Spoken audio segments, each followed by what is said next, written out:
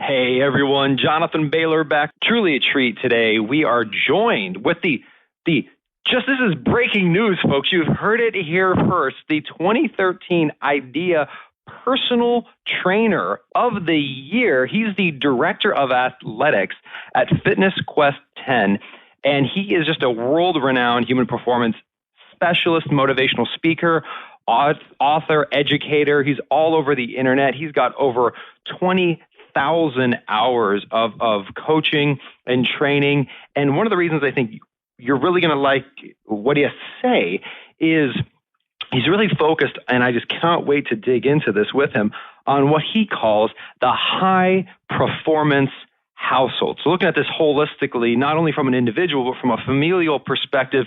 2013 IDEA Personal Trainer of the Year, Brett Klika. Welcome to the show, sir.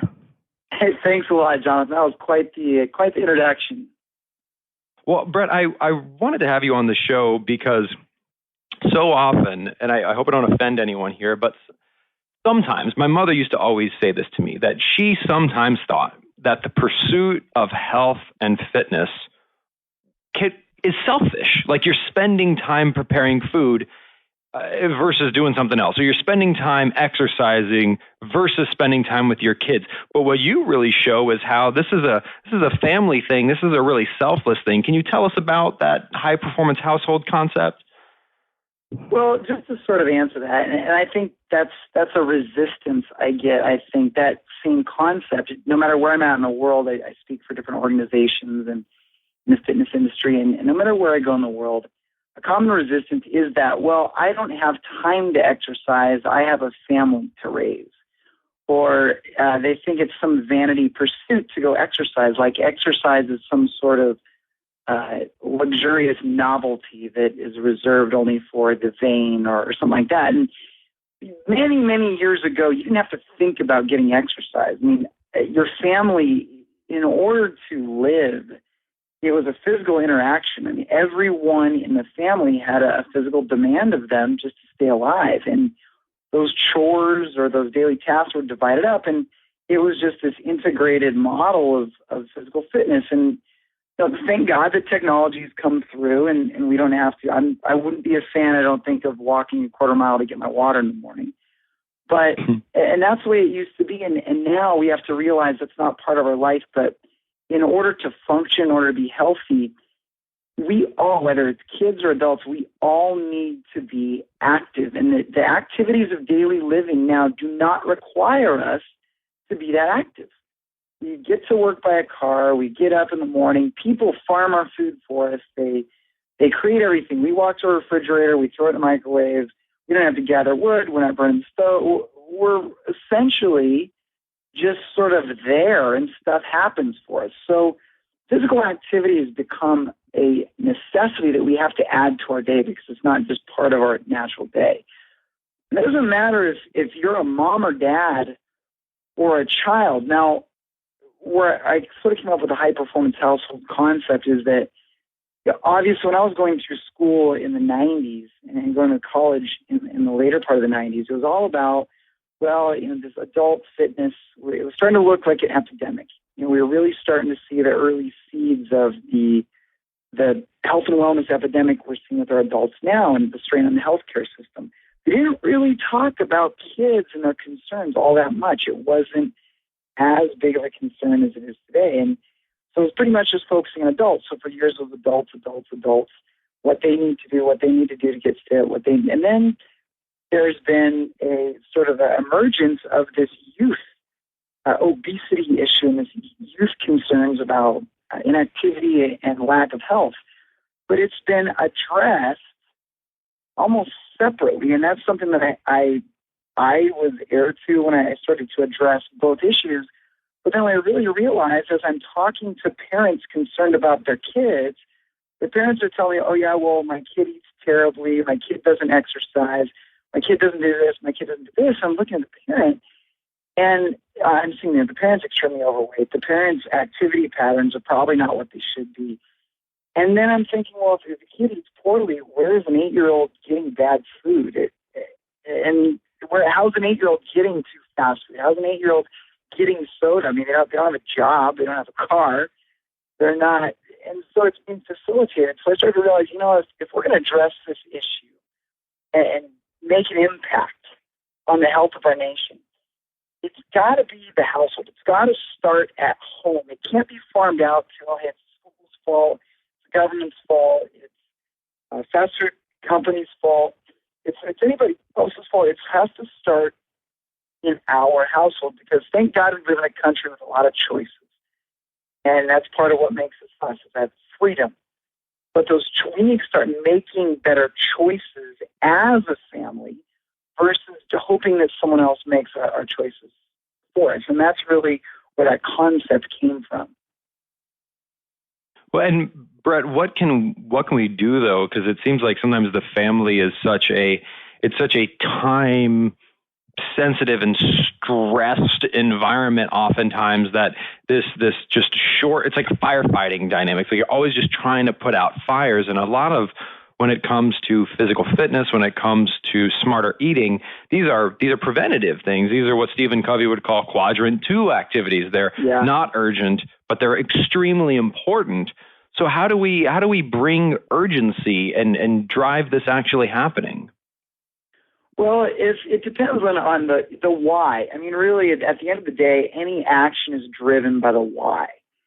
And if me as a family member, me as a parent, as an influencer in my house, if I realize that my family is not healthy, if I realize I'm not healthy, my kids aren't healthy, there's some pretty powerful whys in the statistics. I mean, in the future, it's by the year 2030, we're looking at 50 to 60% of our adults being obese, not overweight, obese. 50% of adults being obese, and with obesity carries extremely heightened risk factors for disease. Well, if you're an adult and you're looking at your children, do you want to be there for your grandchildren? Do you want your kids or your grandkids to take a day off of school to come to your funeral? And those are some pretty serious questions, but that's something that we need to think about. And it's also, what type of life do you really feel as we're leading our kids down this path? Do you as a parent or an influencer feeling that you are leading down the right path when there's no form of nutrition, there's no form of health being the centerpiece of the house? And in the time-strapped current society, it is getting out to, quote, exercise. I mean, that is if I said, hey, everyone needs to exercise for an hour and a half a day, that's crazy. We're commuting, we're cooking, we're taking kids here and there. But we do need to consider as a family addressing physical fitness. It might not be a workout. It might be a walk that you take as a family after dinner. It could be just looking for those opportunities to engage physically, going for a bike ride, going out and tossing the Frisbee. Part of that is really thinking about what are your priorities in your house.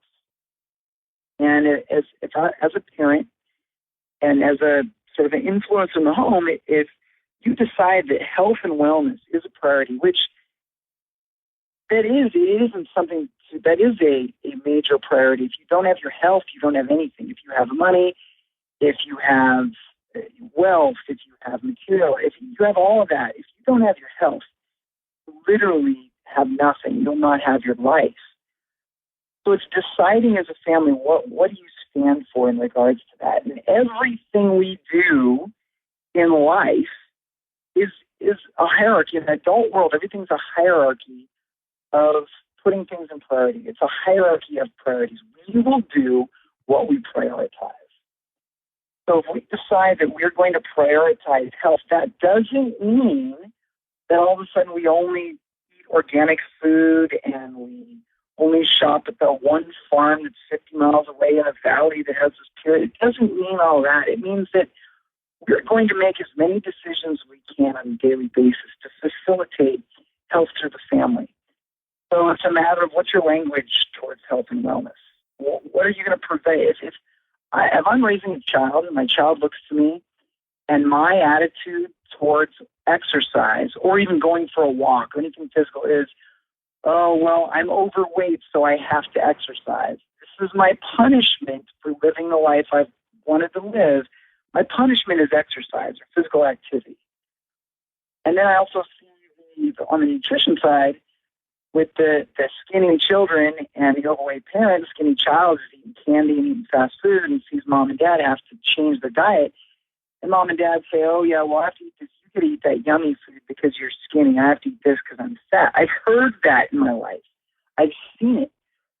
And so a child is now starting to say, oh, my goodness, that with that language and that attitude, child's starting to say, oh, well, exercise is punishment for being bad, essentially. I mean, it's exercise is punishment, and eating healthy is also punishment. Mom and dad have to eat all these fruits and vegetables. I get to eat fast food and chips and all that because I'm skinny. I hope I don't have to be punished by having to eat that healthy food, and that's the attitude. So something as simple in our time-strapped day, in our money-strapped society, and all of these limitations we have, something as simple as really looking at the language and the attitudes that you employ towards exercise and movement, in addition to nutrition, can significantly impact the entire household. I mean, what we say manifests, our attitudes and our behavior, but even almost more importantly, our children and those people in our family that we have a lot of influence over. That focus on language, Brett, is so powerful, and not one that I had thought of before. When we present to our children and even just people around us this concept and this vocabulary and this attitude that health is a punishment, that health is negative, that is poison. I mean, it is literally poison. And when we think about it, it's wrong. Health is not something to be avoided. In fact, health is miraculous. And it seems that if health seems like a burden, maybe we're going about trying to be healthy incorrectly. I think that's a great point right there. It's what the media sort of forced into our idea of health has become these fatless, these ripped, fatless 8-pack models that walk around and they are on the cover of magazines and it requires, I've heard this a lot, well, I just can't afford to be healthy. I can't afford to go to the gym, so I can't be healthy. Well, we didn't have gyms for 10,000 years. And man looked pretty good. I was in Europe last summer. I've seen the statues. I don't know that the modern physique would have inspired too many of Michelangelo's work back in the day. And so people in the day, they would actually get out and just interact with the world. And that's all you need to do is be physical throughout the course of the day. I'm not saying that you need to go to a gym every day. Something as simple as going for walks, parking further away from the grocery store, finding opportunities to not be sitting and zoning out on the television or sitting and being idle. Most adults will spend all day at work being idle and then come home to be idle, to rest from being idle. And kids see that. Kids see that pattern. And if they see mom and dad relax by coming home and having alcohol or pills or whatever it is, well, how do you think the kids are going to learn to react and learn to relax when they're older? They see mom and dad come home and go for a walk or go outside and, hey, let's go throw the Frisbee, let's go to the park, let's go check out a sunset, we walk down the street. That's what they're going to form. And right now, all too often, and we kind of laugh at it in our society, but it's getting past that point of laughing. When that's what kids think. Relaxation is a bottle of wine, or relaxation, the only way to relax is medicine. And that's the alternative we're offering them. And that's what we're modeling them in the household. And that's problematic. And we're seeing that become more and more problematic. The phrase, we're past the point of laughing about this, is one that's profound, and I don't want to get too down, but you earlier made a point about the why, being our lives are all a function of priority, and why is what drives that priority.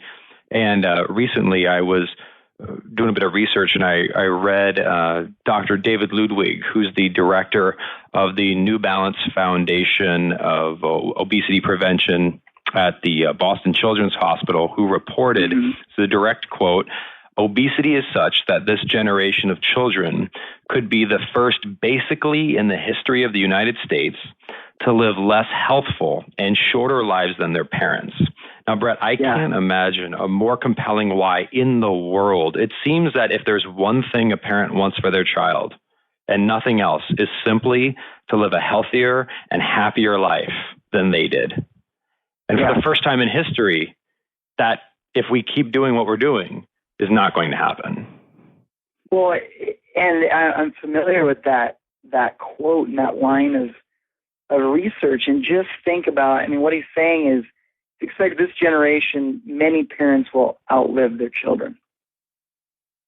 And that's beyond disturbing. And that's when we go to form priorities in the household, it's important that is the centerpiece of the why, because that will motivate behavior. Losing 10 pounds to look good in a swimsuit, or a lot of those probably won't be drivers enough. Those won't be big enough whys to impact an entire family's behavior. They may, but for the most part, it's not. And I think that's a great point, and that's an eye opener. And we need to really open our eyes and listen and let that drive our behavior. Brett, one other way to look at this, which again, I don't want to turn this into like a tearjerker podcast, but because I had some young members of my family who struggled with their weight, and one of the things that broke my heart more than anything is, and this is going to sound a little bit silly, but certainly no parent would like facilitate or even allow, for lack of better terms, their child to smoke, because we know how bad smoking is for the child physically. But smoking really doesn't have an emotional toll on you. It's not like it scars you emotionally to smoke, but it does certainly scar you physically, and it's bad, and we shouldn't do it. However, ask any overweight child what it's like to be overweight. Like, ask a 300-pound 14-year-old girl what her daily experience is like at school. Ask a chubby 6-year-old boy what he's going through. Not only are they being damaged physically, but you only have one childhood. Do you want to be the fat kid? And I'm not using that in a derogatory sense. I'm using that as like, that's these children lose their childhood. It's heartbreaking. Well, and what's even more heartbreaking when you look at the data on self-efficacy and some of the other, when essentially a child is, because I was an overweight child, and it wasn't because, I mean, that was more a function of there's just some genetic factors. Then I hit my growth, and I couldn't have been in a more, the high performance household is really what I grew up in, as far as health, from the way we ate to. But it was in my genes to be a little chubbier when I was a kid, and then I hit my growth and went from there.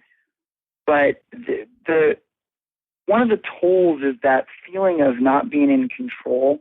When a youngster comes from an environment where they don't understand that, well, there is something you can do about this, and you can exercise. There's ways you can eat. And luckily I grew up in that environment, but they found is with self-efficacy, when a child essentially at a young age has almost take their hands off the steering wheel, and from a family, their mom and dad are overweight, they've seen this cycle to their whole family. They just figure, well, this is where I'm at. I have no control over this. I don't like the way I feel. I don't like really anything about my situation. And that's unfortunate. And the social ramifications, I mean, it's a truth, and it's unfortunate that in our society there is judgments based on that. But it is a reality. But what concerns me even more is what it does even individually to the thought process of overweight children. They don't like to be that way. It's uncomfortable, and it makes them feel like a lack of control. And anytime we feel loss of control in our life, there's a negative correlation with our happiness. And the light at the end of the tunnel here, though, and the good news is that it's like I talked about, the attitudes at home, and things as simple as having children eat meals with the parents most days of the week. So they can eat at least one meal a day with the parents, most meals of the week, particularly with dinner. Their likelihood of eating healthier food, eating more vegetables, eating not as many processed foods, not eating fast food, the probability of having better habits is significantly increased. And there's research on that, and the exact percentages of each, I have to refer to the exact data, but they're increased. The likelihood of depression, drug use, or early drug use, early alcohol use, suicide, to early pregnancy, all of these other things that negatively can impact their life, the odds of those are significantly decreased just by interacting as a family for one meal a day, on an average of at least one meal a day. I think it was at least 7, but 7 to 11 meals a week. You can significantly impact that. And this is simple stuff. It's not a matter of buying a family pass to a gym. It's a matter of changing the attitudes and behaviors in the house and prioritizing, say, hey, what is this family going to stand for? We're going to stand for health. And like anything else you stand for, if you stand for integrity, if you stand for honesty, if you stand for community, whatever you stand for in the house, your behavior is going to back that up. And health is a very, it's something that is worth standing for in your house. Certainly something that is worth standing for, Brett. And I'm curious, what are your thoughts on, certainly especially with the Michelle Obama, for example, with the Let's Move campaign, there's definitely been a push, and even by Coca-Cola and Kellogg's and many of these edible product manufacturers to promote more movement among children. However, they do so on the back of a sugary cereal box, or they present their chocolate milk as fuel so that you can go play. Yeah. What are your thoughts on this approach? Well, quite frankly, it's a nightmare. I respect I don't know that I can say I truly respect the notion, because they know that the data on the amount of sugar consumed and the effect of our diet on our health is there. It's bold. It's not movement impacts, but what our kids eat, how that can physiologically manipulate how they gain their health, is that data is there. And no one with any form of education, these companies know what they're doing. But again, we are in a capitalist society. It's a matter of supply and demand. If we look at sugar cereals, we can blame sugar cereals all day. But as a family, if we can educate ourselves as a family and look at that and say, okay, they're going to make sugar cereals, which are unhealthy, and they can paint whatever picture they want to on there.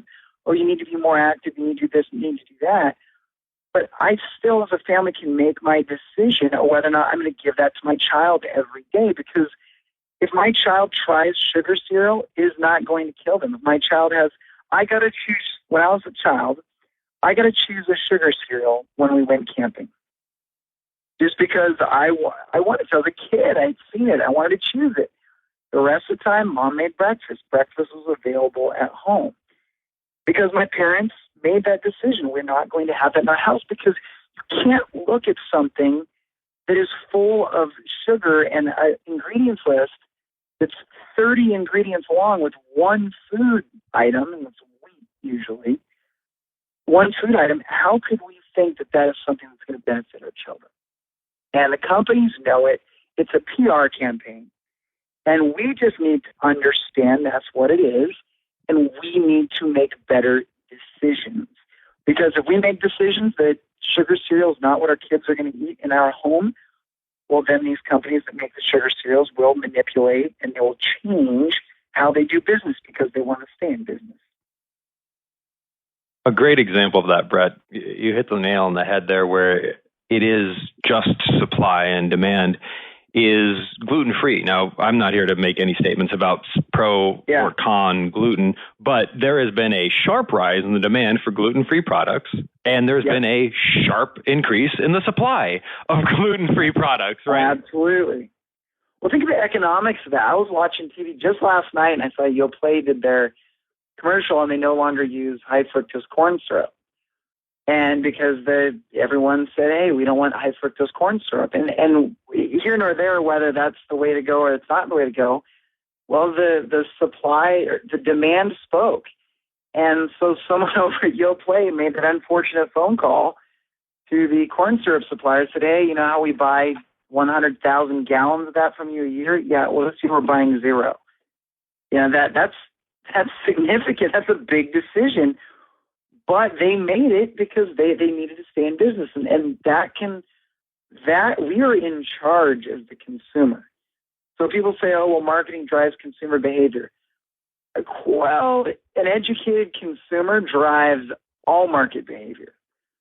So if we take more accountability for our households, that's where we're going to actually make an impact here. Instead of sitting back and saying, oh, it's the sugar cereal's fault. Well, then how does sugar cereal get into your house?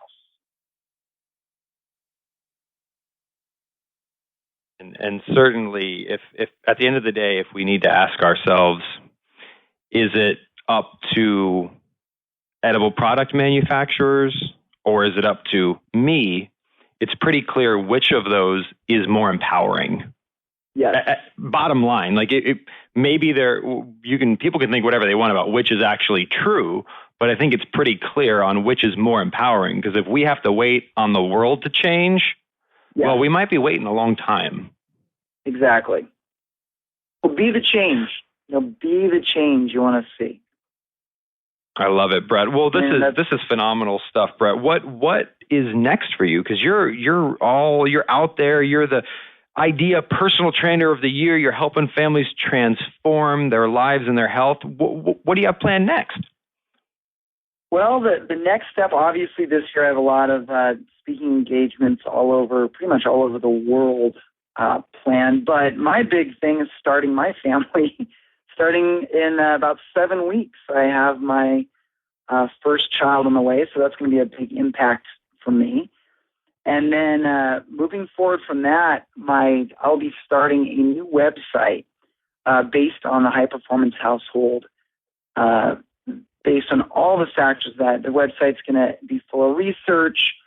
It's going to be full of different opportunities for learning from anywhere from the parent to the physical educator. I currently am working with physical education programs using some of the government PEP grant money to change PE curriculum so that it's more relevant and valued for the needs of today's youth. And I actually just got back on Friday from Wisconsin.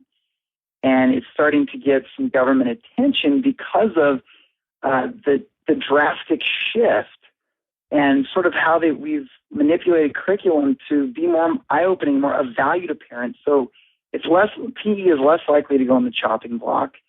And so that's going to be something in the next year I'm going to be putting a lot of time and a lot of my passion into. But the website is going to be and that's going to launch most likely in late November as I'm putting together the database. There'll be videos and research. And so if you're involved with children, if you're an adult, it really is not just going to be for this is what children need to do. It's anywhere from mom and dad, how we can improve everyone in the family and how that dynamic interacts to create that high-performance household. So I'm really excited. This next year is going to be a big year, and I'm excited. Well, certainly much to be excited about, Brett, and hopefully maybe you could have like a vodcast about, the little Klika and how, now you're practicing, you're being forced to practice what you preach here. And Exactly. Believe me, that's in the plans. Whether or not my wife approves, it will be about that. That's right. Well, you get a little new web reality show, keeping it real with the Klikas or something like that. There you go. I like that. Oh, well, I like that.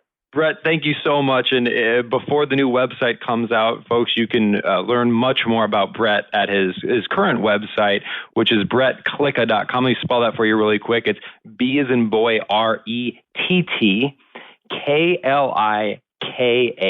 brettklika.com. And Brett, is your new website going to be at the same URL or a different one? It'll be a different URL, but as with anything like my book, the Underground Workout Manual is accessible. I actually have a free trial for that up on my website right now. People just enter their contact info, it gets sent to them. But information for that will be on my website, so I'll keep people updated as to when it's going to launch. And then it'll be at a different URL because it's going to be a very, very unique, there's nothing else out there like it right now. So it's going to be a unique resource for pretty much anyone with a family that's looking to make those reprioritizations for health. The message of setting priorities and certainly a noble and empowering message. Brett, thank you so much for joining us. It's been an absolute pleasure. Thank you. Listeners, I hope you enjoyed today's show as much as I did. Again, that's Brett Klika, BRETTKLIKA.com. And please remember, this week and every week after, eat smarter, exercise smarter, and live better. Talk with you soon.